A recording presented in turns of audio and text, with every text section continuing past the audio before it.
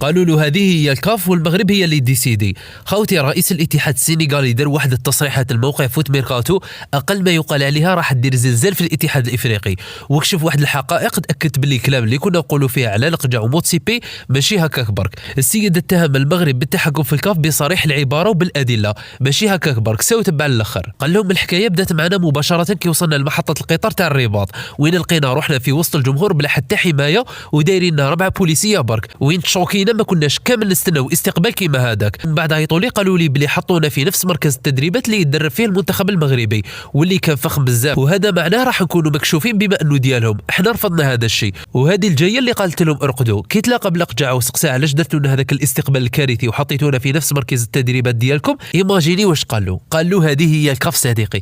على بالكم واش معنات هذا التصريح؟ كارثه وخلاص. تخلعت واقيل اروح تسمع الاداء والامر. عبد الله يفار قال لهم كي شفت الامين العام للكاف موسينغو اومبا قال له علاش ما ديفونديتوش علينا، علاش خليتونا نكونوا في هذيك الاوضاع الكارثيه في الاستقبال.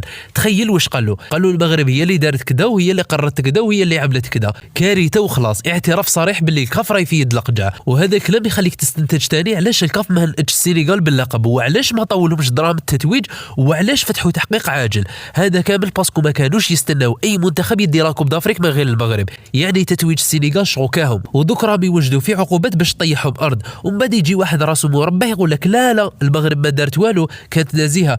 يا ودي روح يرحم بابك، راه قالها القجع. هذه هي الكاف وهذه هي افريقيا.